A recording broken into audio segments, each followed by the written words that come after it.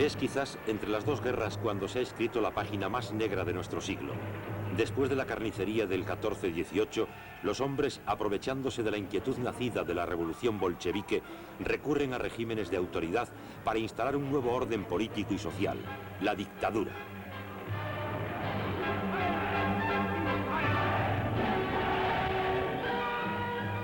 El fenómeno que empieza a nacer se desarrolla en dos países diferentes, Italia y Alemania.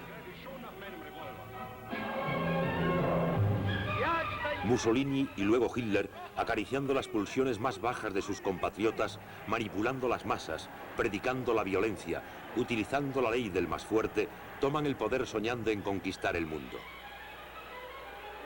Los errores, las divisiones, la debilidad de las democracias occidentales, luego su cobardía, hacen que cuando tomen por fin conciencia del peligro, ya será demasiado tarde para evitar los disturbios. Tendremos que evitar, como mínimo, que nuestra civilización no desaparezca.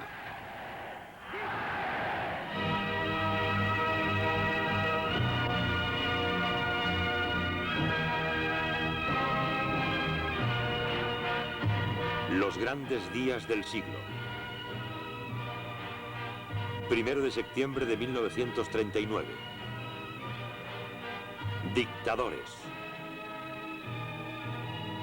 La ascensión de los fascismos.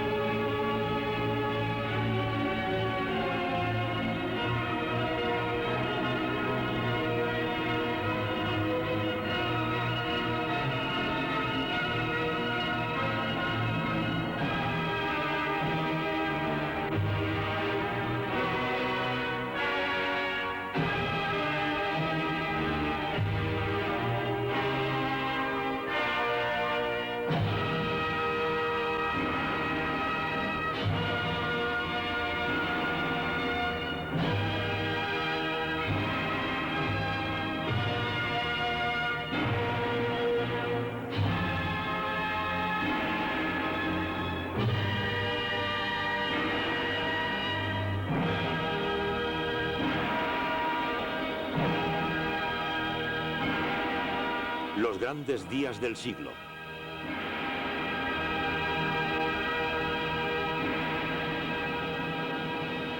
Memorias de nuestro tiempo.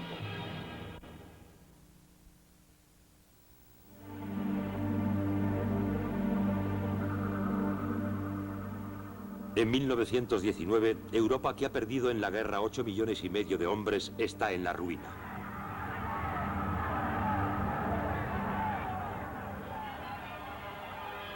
En Versalles, el reglamento de la paz compromete gravemente el futuro del mundo por un tratado que no resuelve nada y no hace más que cavar la fosa entre los vencedores y los vencidos.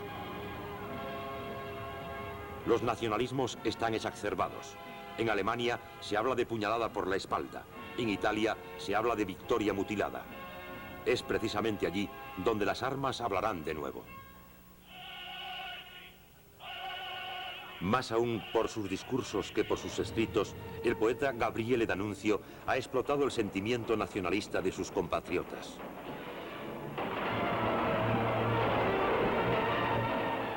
En la cabeza de esta tropa de choque, los Arditis se apoderan del Fiumet, una ciudad emplazada bajo el control de los aliados.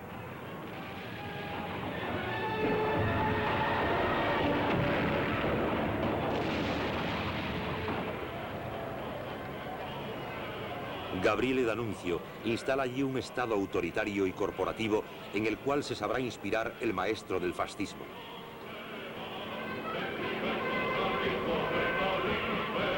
El futuro jefe del movimiento, helo aquí, Benito Mussolini, antiguo militante socialista. Crea desde 1919 el Fasci, Fastio Italiano de Combate. El fascismo es menos una doctrina que una acción violenta, una meta de la conquista del poder. Ahora bien, el poder está por tomar. La Italia, sumergida en oleadas sucesivas de huelgas, atraviesa una crisis general. La instauración del comunismo es esperada o temida por la población. La agitación se instala en la calle en Milán, en Turín, en las fábricas Fiat.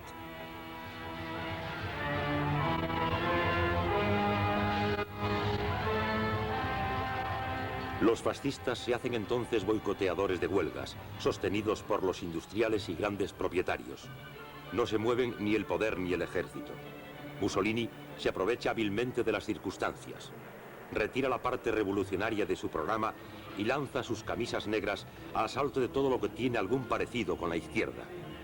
En las elecciones de 1921, los fascistas obtienen 35 diputados, mientras que los socialistas que vienen de Roma con los comunistas pierden escaños. El mismo año, Mussolini transforma el Fascio en un partido nacional fascista que cuenta desde 1922 con más de 700.000 miembros.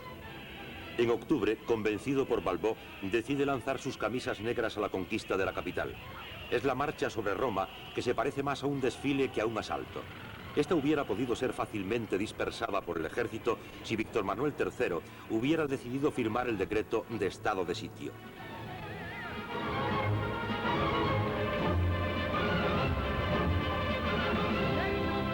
La marcha sobre Roma entra dentro de la mitología fascista. El rey convoca a Mussolini el 30 de octubre para encargarle de formar gobierno.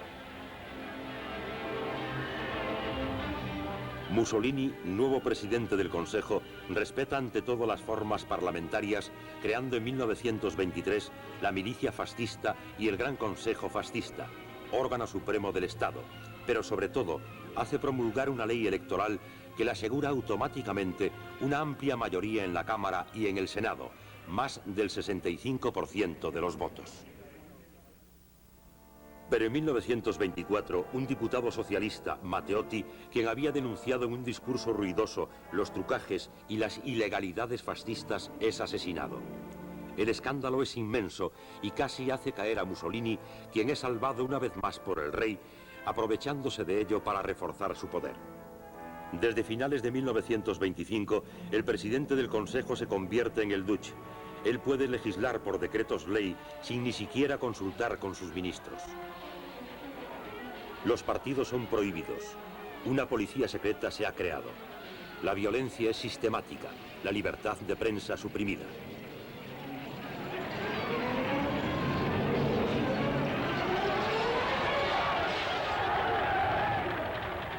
La dictadura se pone en práctica.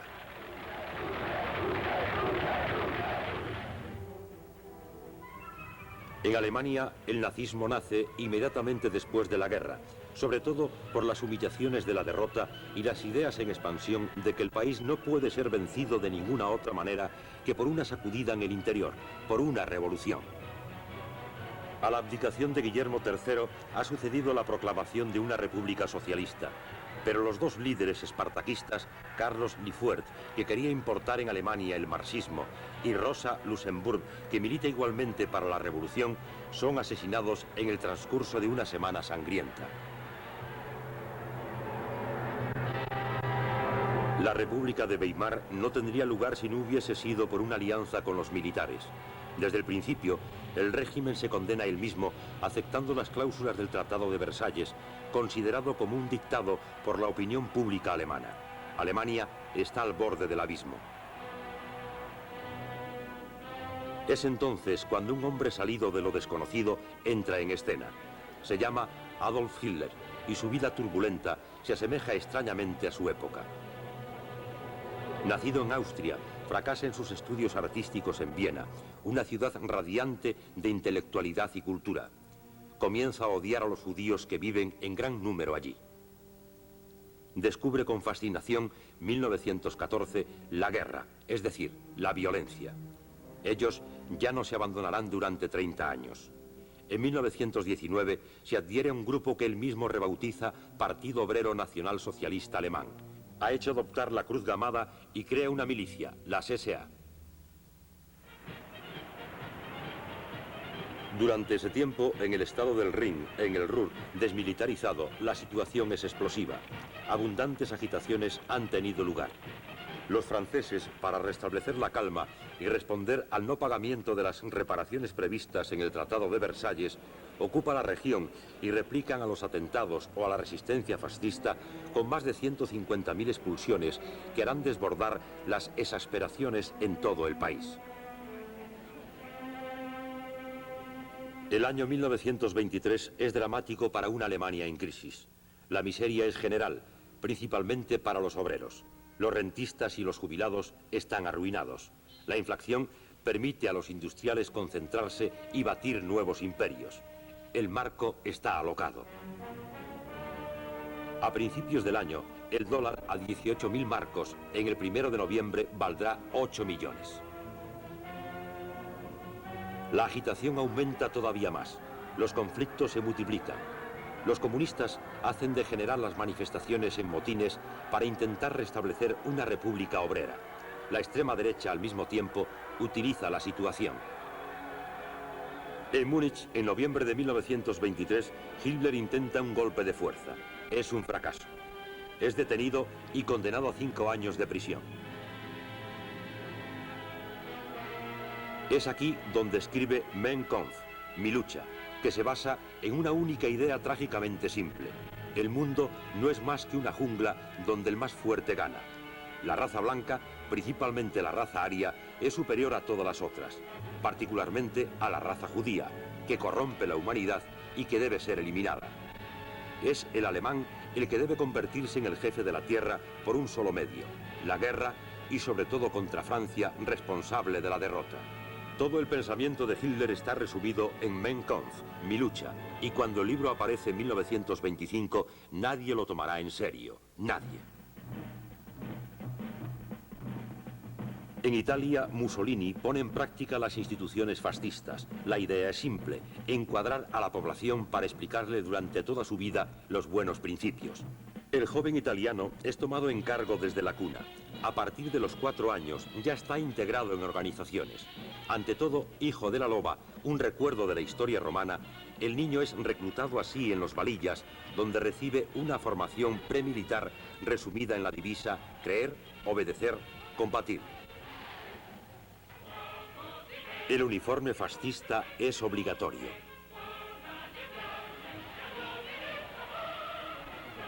El adolescente pasa a los vanguardistas para entrar luego en el partido. La idea expresada por el Duce es simple.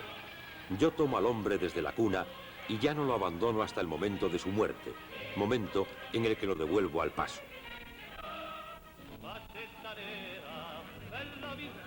Para reemplazar la lucha de clases, una nueva organización social se pone en práctica con el sistema corporativo, mezcla de sindicalismo y de totalitarismo que reúne a la vez a los obreros, los patrones, los representantes del Estado y del partido fascista.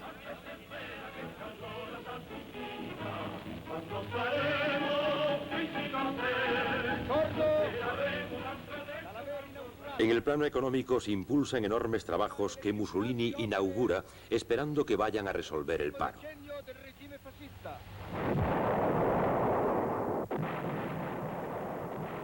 En las marismas, sin embargo, 60.000 hectáreas son desecadas, lo que contribuye a vencer la malaria.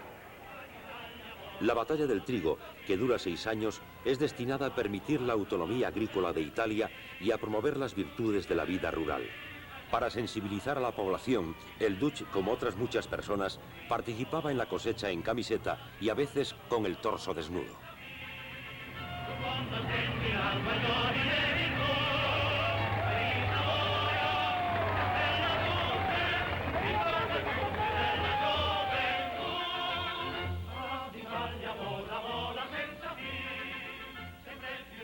Si es en Italia donde son construidas las primeras autopistas, si nuevas ciudades surgen, aparece también lo que se llamará el estilo mussoliniano, voluntariamente monumental, pero pesado la más de las veces y que desgraciadamente dejará numerosas huellas en Italia. Un gran plan urbanístico transforma el Fórum de Trajano en ciudad universitaria con habitaciones baratas y se inauguran también nuevas y grandiosas avenidas.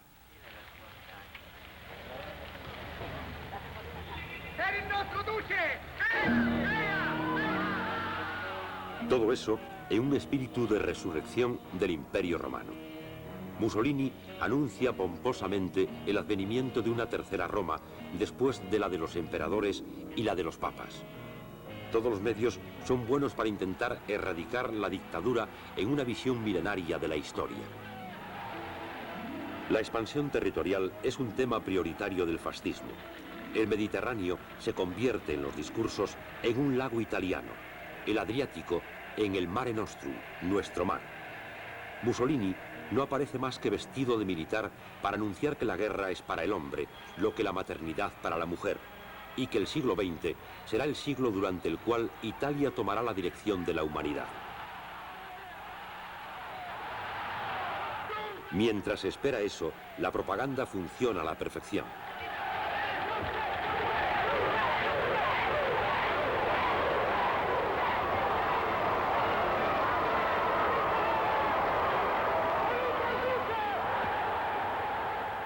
El Duce, jefe infalible, es objeto de un verdadero culto, un filósofo del régimen, del llamado surrégimen, que es un instrumento empleado por la providencia para crear una nueva civilización.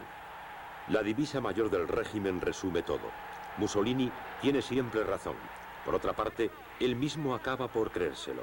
La megalomanía se apodera de él y quema su juicio. Nadie tiene ya el derecho de contradecirle. Él exige no ser guiado en lo sucesivo más que por lo que él llama su instinto animal. Los discursos alcanzan altas cumbres de demagogia o contradicciones.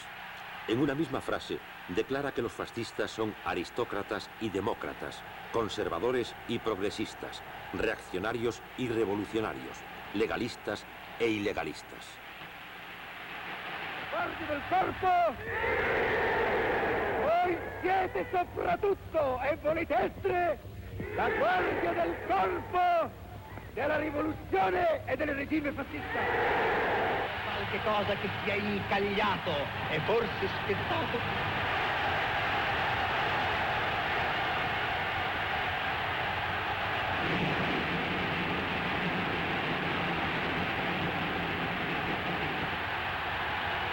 El dictador no es solamente orador, es también un actor enorme que no se queda en medias tintas.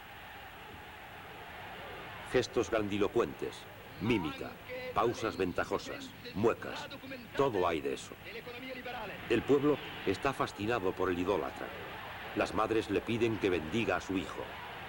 Se ha visto incluso a campesinos arrodillarse a su paso. No le falta más que la cuestión religiosa.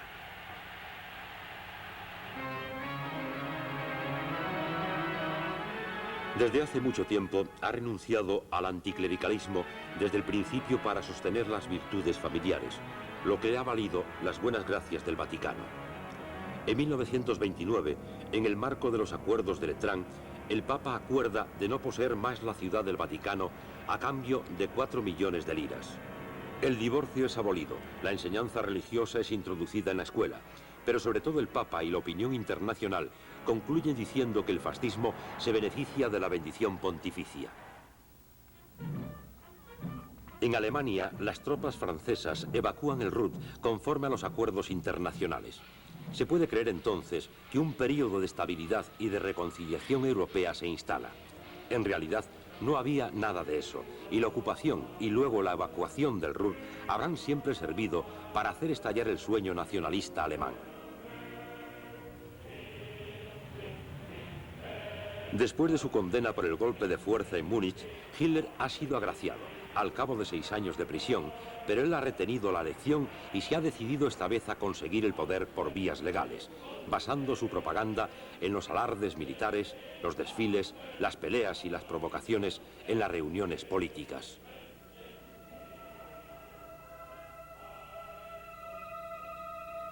Todos los símbolos pomposos de violencia le son bellos. Tal es esta ceremonia pagana de las banderas.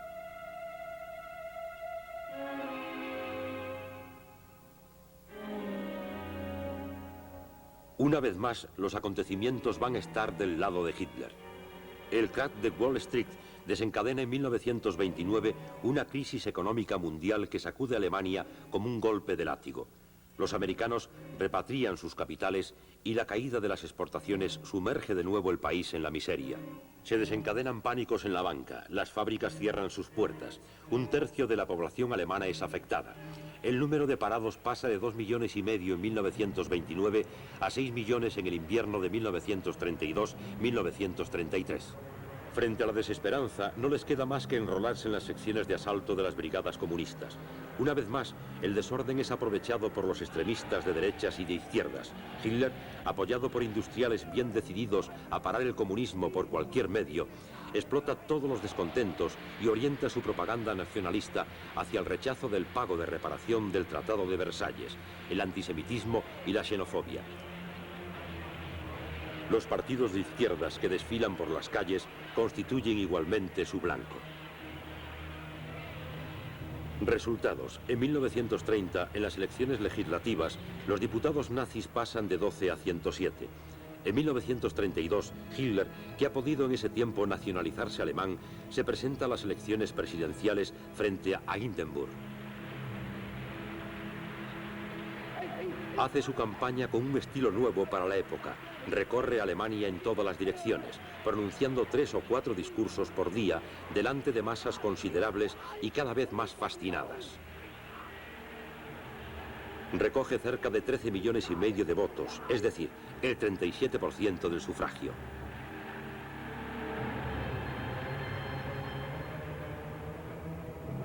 El viejo mariscal es elegido con 19 millones de votos y no quiere oír hablar de Hitler como canciller. Nombra a von Papen, que constituye un gabinete de varones sin mayoría en el Reichstag y que intenta una política de conciliación con Hitler, la cual no acepta y exige, por el contrario, todo el poder para él solo.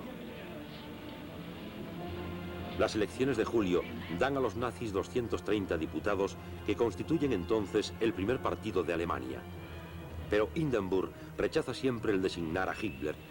El Reichstag es otra vez disuelto y las nuevas elecciones registran un retroceso de los nazis. El general von Schleicher, nombrado canciller, intenta eliminar el movimiento hitleriano con la ayuda del ejército. Tiene que dimitir. Hindenburg, envejecido, vacilante, no sabiendo qué hacer ante una situación de bloqueo, se resigna a designar el 30 de enero de 1933 a Adolf Hitler canciller. Conforme a la tradición, le hace prestar juramento de fidelidad a la Constitución de Weimar.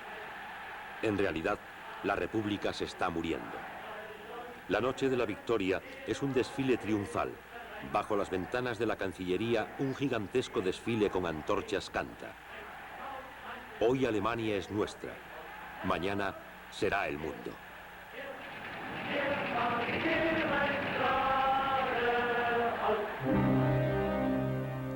Hitler celebra ya públicamente la revolución racial alemana, pero nadie lo toma en serio en el gobierno que acaba de constituir. Ni von Papen, proclamado canciller, ni un pequeño hombre de cabellos grises que Hitler menosprecia mientras necesita de él porque posee casi todos los medios de comunicación. Alfred Hindenburg, que controla uno de los más grandes grupos de periódicos, una agencia de publicidad y la UFA, la mayor empresa alemana de cine. No hay más que 2 ministros nazis, uno de ellos, Göring, que será comisario de Interior en Prusia.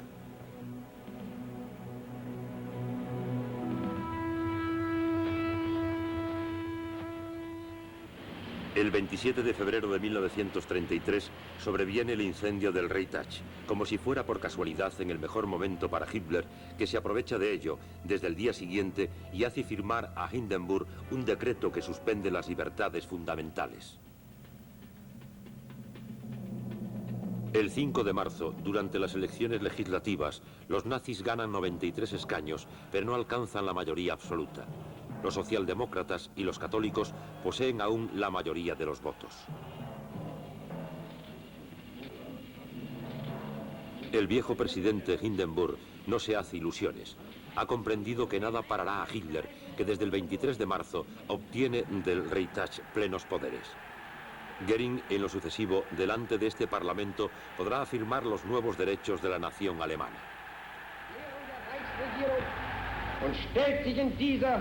Für das Leben der Nation entscheidenden Schicksalsfrage der Gleichberechtigung des deutschen Volkes geschlossen hinter die Reichsregierung.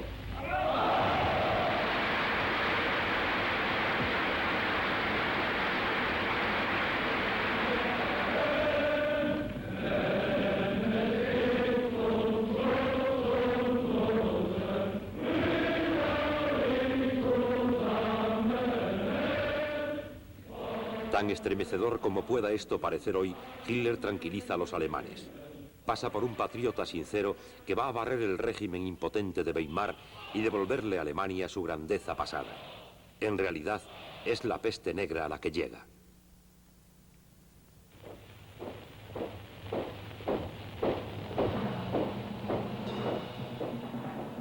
Hitler tiene los plenos poderes para 4 años. Disuelve el Partido Comunista y los sindicatos y proclama partido único el Partido Nazi. Las SS entran en acción, ocupan el terreno, la dictadura se pone en práctica.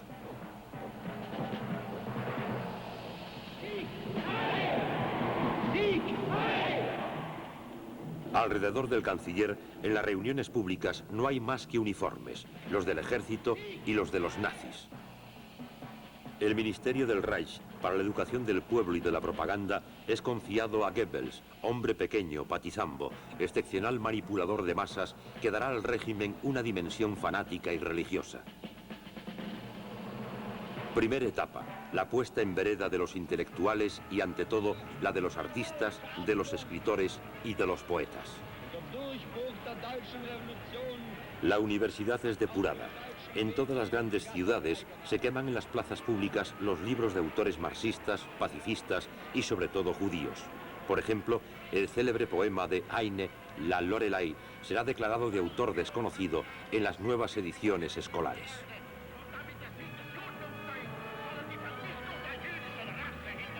El antisemitismo y el sadismo con la locura se institucionalizan.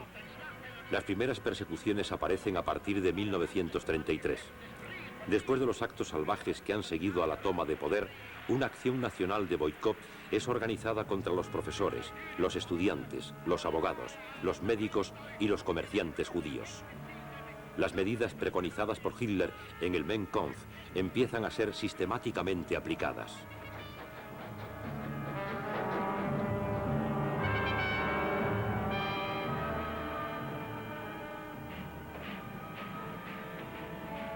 Algunos van a comprender más rápido que los otros y huyen cuando tienen los medios. Albert Einstein, Fritz Lang, Marlene Dietrich, Ernest Lubitsch y muchos otros como el padre Heinrich y Thomas Mann, Bertolt Brecht. En marzo de 1933, Himmler crea en Adaso el primer campo de concentración al que seguirán otros. Después de los industriales y de los políticos, Hitler necesita a los militares. En 1934, el jefe de las secciones de asalto, Ernst Röhne, rival de Hitler, reclama o pide una segunda revolución. El ejército, que no quiere saber nada de sus métodos de granuja, amenaza a Hitler de instaurar el estado de urgencia y de tomar el poder. Hitler no duda y sacrifica a las SA. Röhne es detenido por el ejército de los SS y rechaza suicidarse. Es abatido al igual que todos los otros jefes de las SA. En total, 200 muertos. Es la matanza de la noche de los cuchillos largos. Heute Deutschland, ¡hurra! ¡Hurra! Hindenburg hace sus últimas apariciones en público y muere a los 86 años. En el momento preciso que agoniza, Hitler se proclama Reichsführer.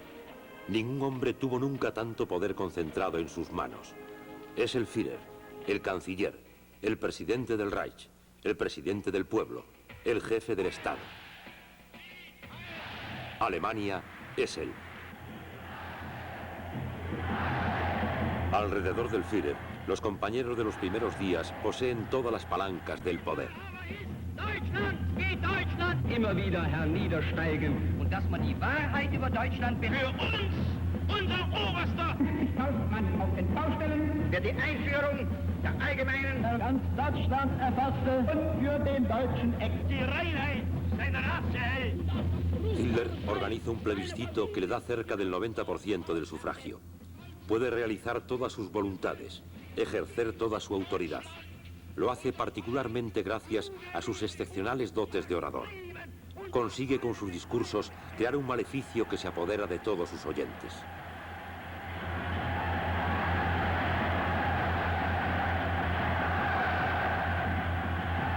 Dejamos aquí el dominio político para entrar en el fanatismo, en lo misterioso y en lo religioso.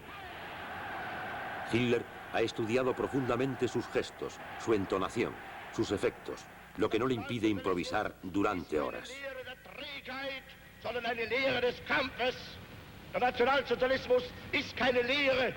Lo que el nacionalsocialismo proclama no es una lección de pereza, sino más bien una lección de combate.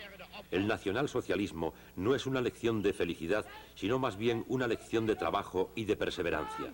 Hitler constituye así el Frente Alemán de Trabajo. Danke. Heil Hitler!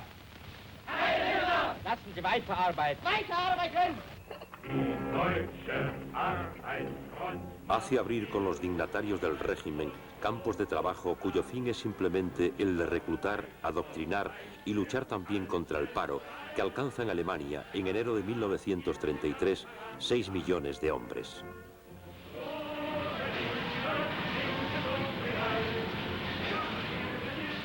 Un latigazo es dado igualmente a la industria, cuyo lanzamiento es destinado a convertir a Alemania independiente en el plano económico.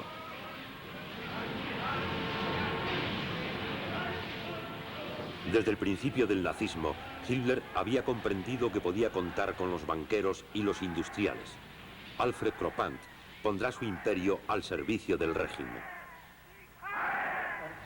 Adolf Hitler.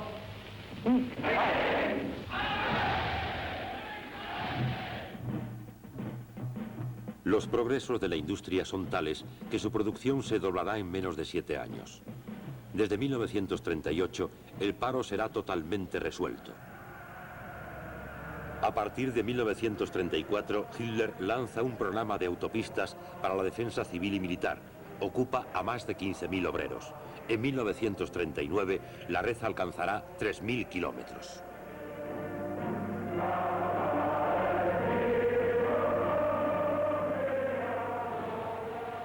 El régimen asegura trabajos y salarios, vacaciones y organizaciones sociales de ayuda mutua, como los cuidados populares abiertos para todos. Hitler se mezcla en el gentío y todos contribuyen a la causa. La contrapartida es que todo el movimiento reivindicativo es prohibido.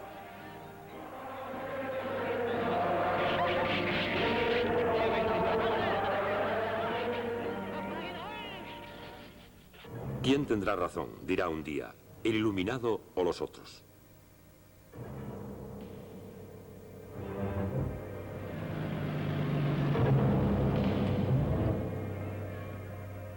Incluso el Papa Pío XI aporta en 1933 su garantía firmando un concordato, expresando la felicidad que le producía ver a Hitler luchar contra el comunismo. El régimen se siente ahora fuerte, ya que se deshizo de las coacciones extranjeras, que no soportan, ya que limitan su libertad de maniobras. Desde 1933, Alemania anuncia ruidosamente que se retira de la Sociedad de Naciones, anunciando abiertamente su voluntad de rearmarse.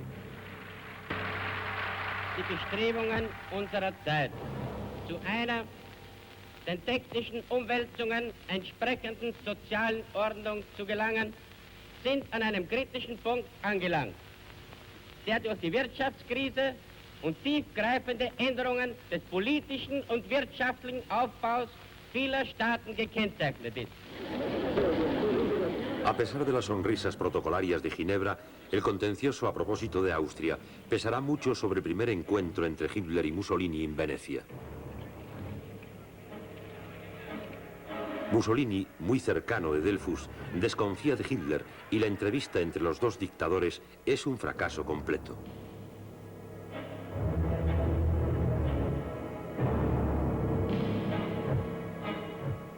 Un mes más tarde llega la réplica.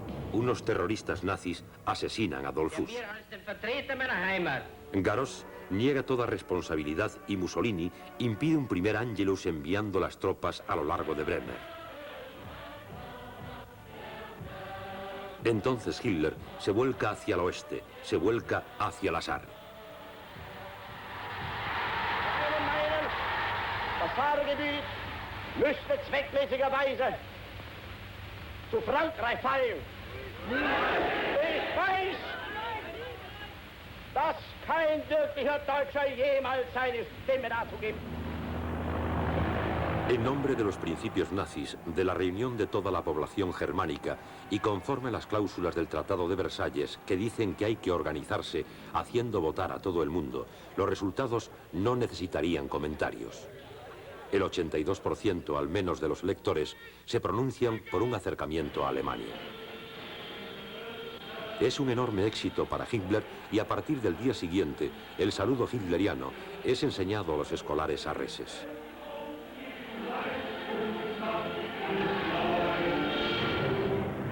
Hitler proclama que ya no hay más reivindicaciones territoriales, pero al mismo tiempo viola el Tratado de Versalles estableciendo el servicio militar obligatorio que se convierte en la base del nuevo ejército alemán.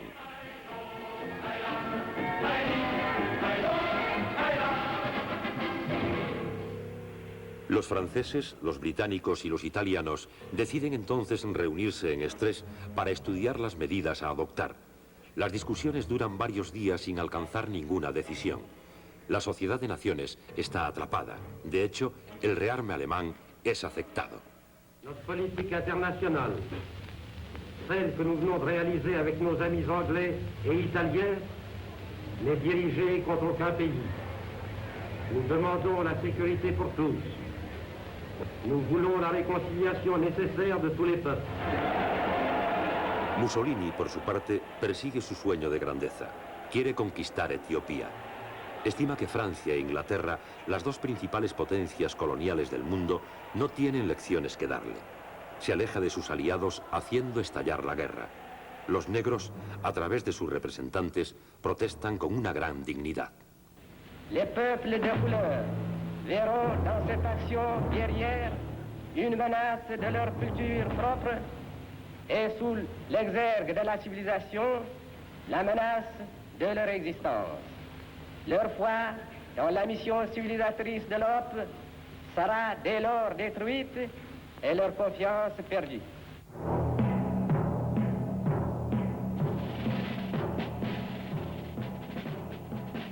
En 1935 es también la fecha del Congreso del Partido Nazi en Nuremberg. Es puesto en escena de forma que solo se sienta el miedo y su fuerza.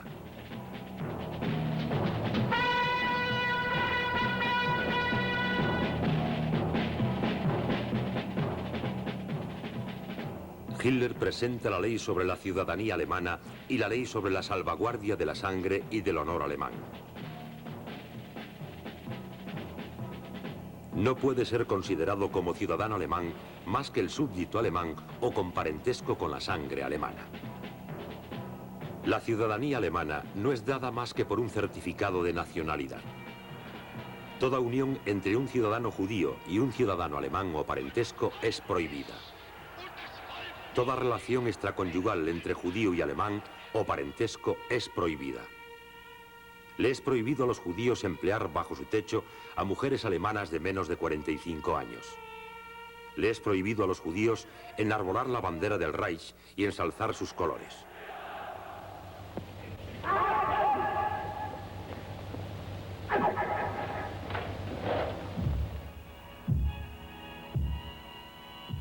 Por todas partes en Alemania, demostraciones con pretensiones científicas son hechas en público o en la escuela para explicar la diferencia entre un cráneo ario y un cráneo judío.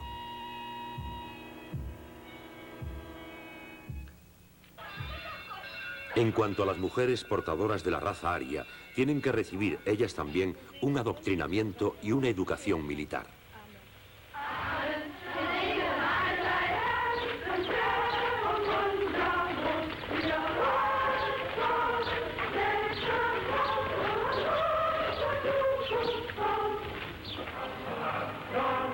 Como en todo régimen totalitario, el ejército debe participar en los diferentes aspectos de la vida de la nación. Militar, claro está, pero también económico, sociológico y también personal. Se recomienda también a los soldados alemanes, siempre para desarrollar y mejorar la raza, procrear fuera del matrimonio. De ahí la precaución útil de llevar consigo una cuna.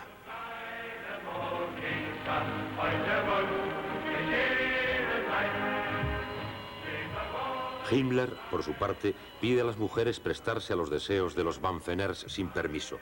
9 meses más tarde, en el nacimiento del bebé ario, un certificado de buena raza acompañará las flores y las felicitaciones.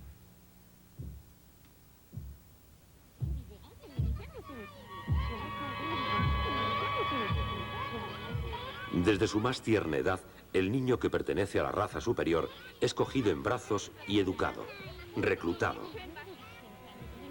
3 nuevos tipos de escuelas son creados. Los Napolas, destinadas a los futuros oficiales. Los Adolf Hitler Schüler, para los futuros funcionarios. Y las nuevas universidades nazis, reservadas para los mejores alumnos.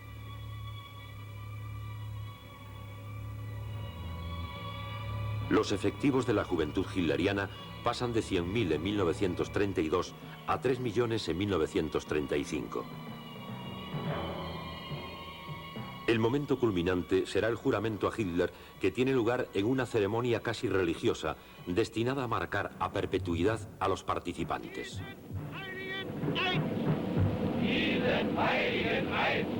Dass ich dem Führer des Deutschen Reiches und Volkes. Así, un lazo nuevo se establece entre Hitler y su pueblo, que transforma toda manifestación de la voluntad del jefe en un acto legislativo. La fórmula, que es una orden del Führer, escrita o no, toma entonces fuerza de ley.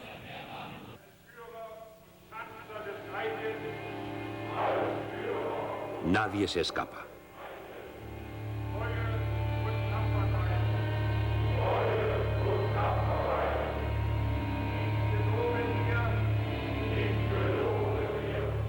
Además del aparato del partido, omnipresente y omnipotente, las dos fuerzas principales en las que se apoya la dictadura hitleriana son el terror policial y la propaganda.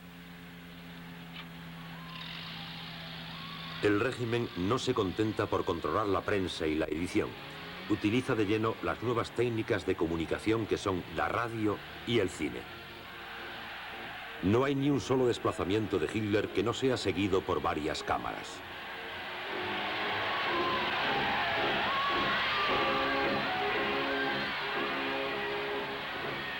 Estas filman todo, cubren todo, incluidos los menores incidentes que pueden ser preparados con anterioridad para impresionar a las masas, o a veces también pueden ser imprevistos.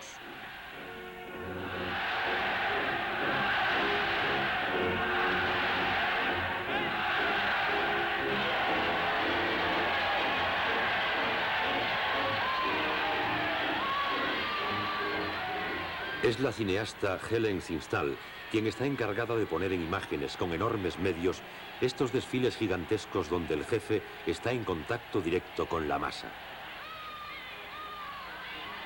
Desde Mein Kampf, Hitler sabe de forma instintiva cómo comportarse con estas masas, cómo dirigirse a ellas. Él las desprecia y las seduce a la vez. El carácter femenino de las masas es uno de sus temas favoritos. La política es una mujer, dice. Si sois su amante desgraciado, os arrancará la cabeza de un golpe. La obsesión de la castración ha sido seguramente evocada por los psiquiatras de Hitler a propósito.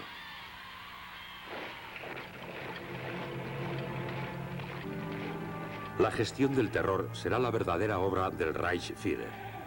Heinrich Himmler, que toma la dirección del aparato de la policía y de las SS, dirige un verdadero Estado en el Estado. Ejecuta al pie de la letra las visiones de Hitler, añadiendo su sadismo personal. Se conocen los resultados: represión, interrogatorios, torturas y más tarde exterminaciones. Himmler, para la pervivencia de la buena raza, organiza la eliminación de la mala. Pero generar el terror es igualmente administrarlo. Un instituto geopolítico es creado en Múnich para recoger, clasificar, estudiar metódicamente a la larga todas las informaciones concernientes a los países que Alemania invadirá algún día. Es la planificación de la información. En marzo de 1936, Hitler rompe con la última cláusula del Tratado de Versalles y hace reocupar y remilitarizar la Renania. Se aprovecha así de la pasividad de las democracias occidentales, que no hacen más que intercambiar notas cuando aún es posible intervenir y parar el resurgimiento del totalitarismo alemán. Und die Quelle meiner Kraft ist das deutsche Volk. Nicht meinetwegen bitte ich Sie, dass Sie an diesem 29. Ihre Pflicht erfüllen, sondern unseres Volkes und seiner Zukunft wegen. Denn wir sind vergänglich, aber Deutschland wird bestehen. Wir werden sterben, aber Deutschland muss leben, jetzt und immer. Un plebiscito que le da el 99% de los votos. En la Sociedad de Naciones se protesta, se convoca una conferencia europea de seguridad y amenazan con condenar a Alemania. Pero no será tomada ninguna sanción o medida. Se contentan con los discursos filosóficos, tal como hace el delegado británico. Est l'ennemi de tout progrès, de toute civilisation. Ceux qui vont maintenant prêchant la beauté et la grandeur de la force ne font que défendre la barbarie. À cette génération, l'opportunité est offerte de réaliser par la Société des Nations la splendide vision de la paix. En el mes de agosto, Berlín acoge los Juegos Olímpicos, pretexto para una nueva y enorme demostración de propaganda nazi. La delegación francesa desfilará haciendo el saludo hitleriano.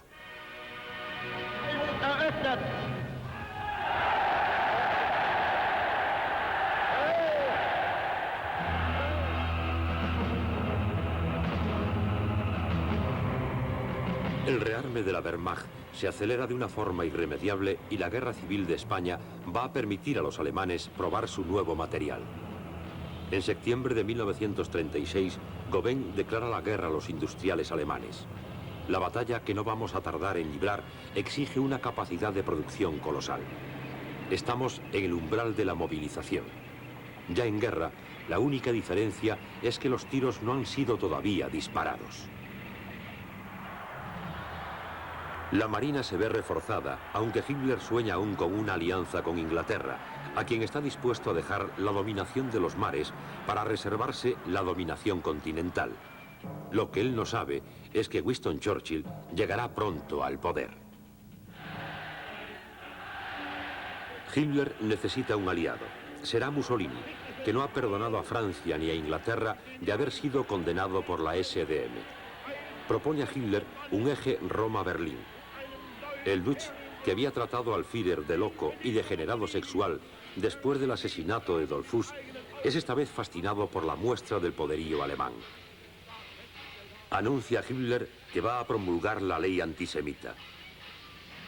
Pero no será nunca aplicada con la misma amplitud que la ley alemana.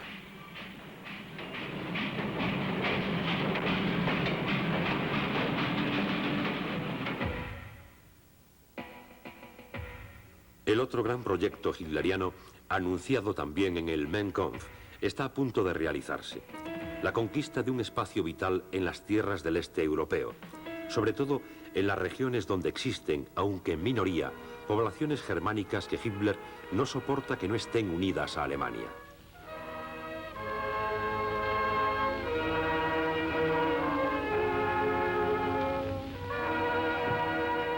Frente al Führer, la resignación.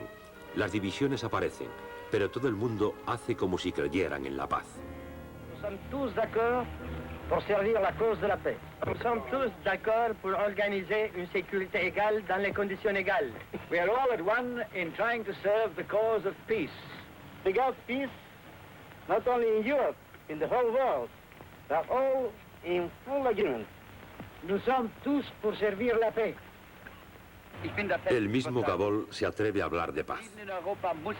J'en suis fermement convaincu. La paix doit être maintenue. Parce qu'une nouvelle guerre, ce serait un désastre pour toutes les nations. Les vainqueurs y les vaincus. Los dos dictadores, cuyo aislamiento acerca, se encuentran otra vez. El eje Roma-Berlín es reforzado. América empieza a tomar conciencia de lo que está pasando en Europa. Roosevelt lanzará un llamamiento a Hitler para pedirle que respete el derecho a la independencia de las naciones democráticas. La respuesta no se hará esperar. Hitler convocará al rey Tach, leerá el llamamiento de Roosevelt y lo convertirá en burla. Schweden, Dänemark, Niederlande, Belgien, Großbritannien, Irland, Frankreich, Portugal, Spanien, die Schweiz, Liechtenstein, Luxemburg, Polen, Ungarn, Rumänien, Jugoslawien, Russland, Bulgarien, Türkei, Irak, Arabien, Syrien, Palästina, Ägypten.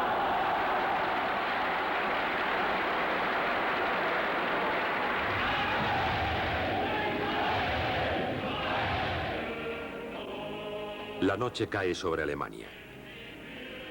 Esta noche que el régimen nazi ha celebrado siempre con desfiles inmensos. En fiestas con luces envolventes.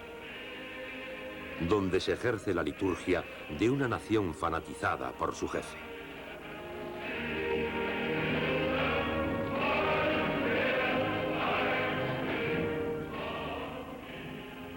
En 1938, las persecuciones a los judíos aumentan y se agravan. El pretexto será el asesinato en París del diplomático alemán von Rach, que dará lugar a exequias grandiosas.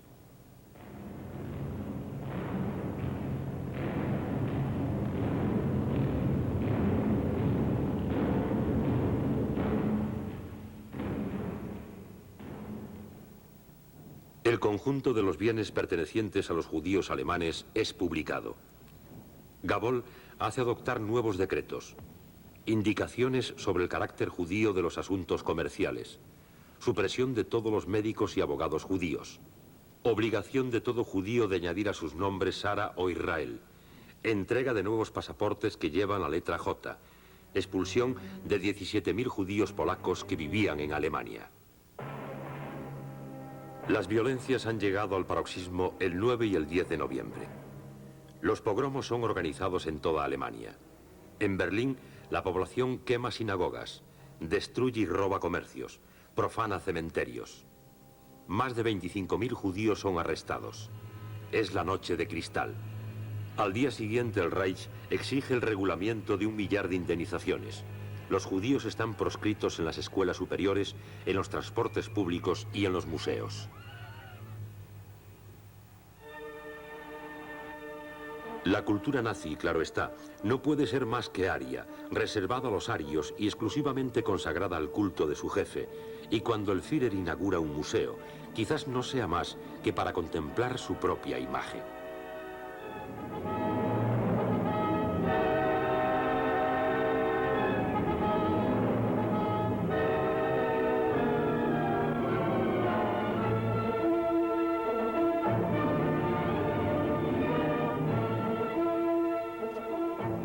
Se esfuerza en oponer a la belleza de la raza pura la fealdad del esclavo postrado.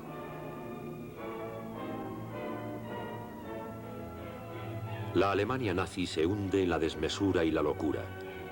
Testimonio es este taller donde el escultor oficial del régimen esculpe la estatua gigante del soldado que, repetida en centenas y centenas de ejemplares, jalonará las fronteras del futuro Gran Reich después de sus conquistas.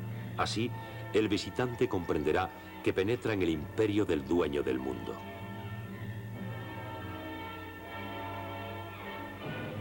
Locura y desmesura.